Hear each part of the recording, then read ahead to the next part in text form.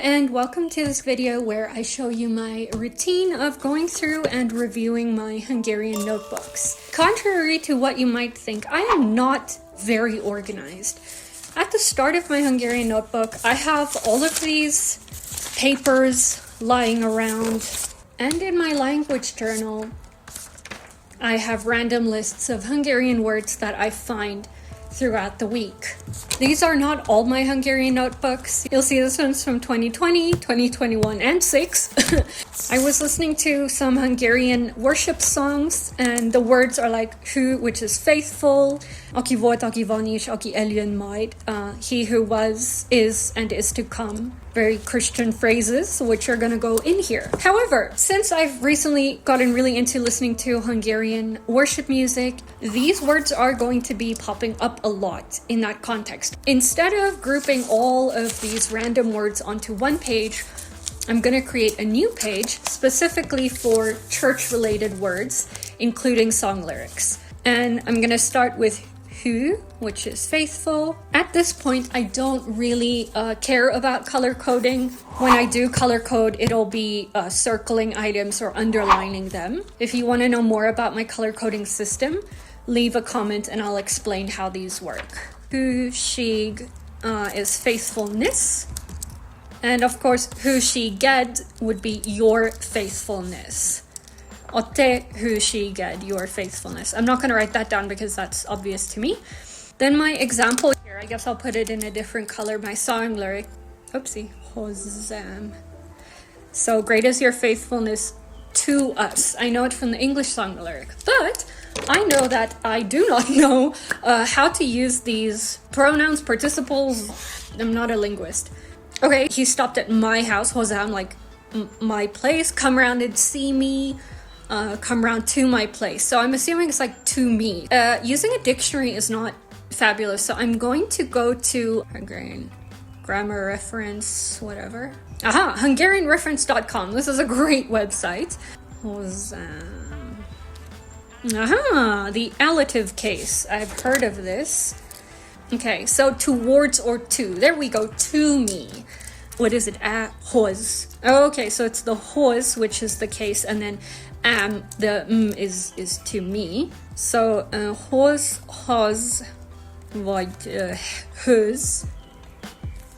Okay, examples. I just write them anywhere. Here we go. Personal pronouns. I was right. So personal pronouns. Pipron. Hozzátok. To them.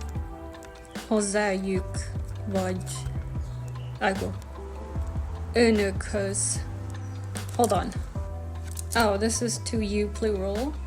I like to just say to y'all.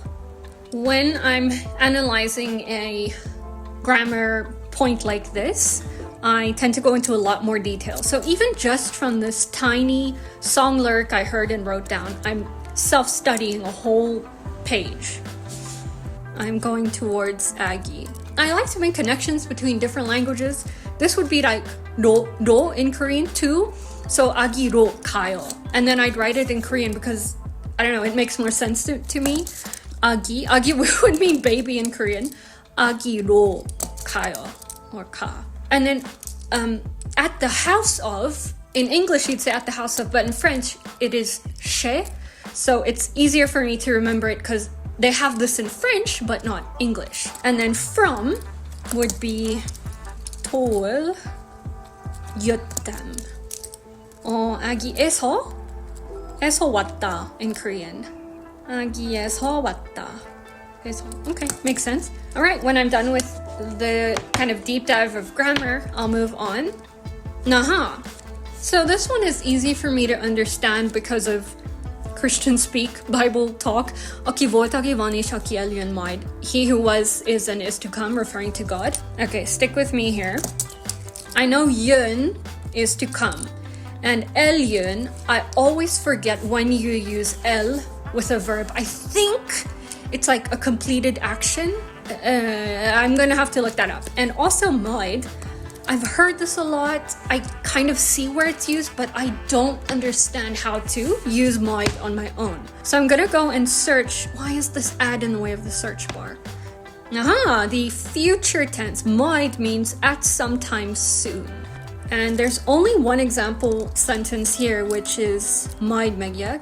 So maybe in Korean, like, 곧 가요. 쓰고 있고 in Japanese. I'm trying to relate these to Korean and Japanese words. Then, okay, then. Time will show. Majd elválik. All of these help me understand where majd is used. So I'll see to it, I shall see to it, majd gondolom lesz rá. This is useful to me, majd gondolom lesz rá. In future, I will think about it. Seems like something I could use. Now I will go to a really good translator, which is Depot, and then I'll translate this sentence. That's exactly what I thought, but again, I'll need more practice to know majd. Oh, hold on, it's eljön majd. Is coming, who is to come. It's the same thing. So now I need to look up how to use el in front of a verb. I'm just gonna see what pops up if I put el. Co-verbs or verbal prefixes. So I'll mark it. Eljön, the el is a verbal prefix. Elmegy, go away, versus megy. So megy is just go, elmegy, go away. But why do we put it before come, jön? So come away, maybe from where God is to, I don't know, let's see. It's a special case. For completing a verb, I think I was right. It shows a verb is completed, perhaps. El, away, or completion of a verb. So he will come and the coming will be done. And they don't explain more here. So in the case of this happening, I just Google it and probably a Reddit thread will appear. Difference between yön. A Hungarian lesson. Everything you need to know about yön versus eljön. Fabulous. Yön is to come versus eljön is come and arrive, indicating closure. Nice. Arrive. So closure, completion. I guess I remembered it correctly. 뭔가 한국어로도 이런 거 있는 것 같아. 뭐였더라? 갔다 와. 인가? 와서 뭐지? So in this case, I can't relate it to another language. Because I'm working on el, I'll use some different examples. So here we've got the closure, yön versus eljön. Spread or dispersion. Elmond is to tell or give away. I love grammar. Vállal, take on, versus elvállal, fully commit to. So fascinating! In certain contexts, it has indicates a short duration. His, elhis, to believe momentarily. Why is this so different from the others? So here again, I'm gonna ask my tutor because why is it so versatile and how do I know?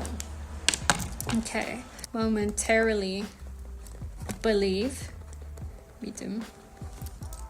Therefore, nem hisam el. I don't believe it. And here you see, just from one tiny note in my daily language journal from a song lyric, we've gone into a deep dive of majd and el, eljön, the prefix. And I filled up a note with examples, and I've only used the interwebs to look some things up. And this has taken me 23 minutes. Not bad. Then I still have all of these notes to go through. But I'm not going to show you because it's just very simple.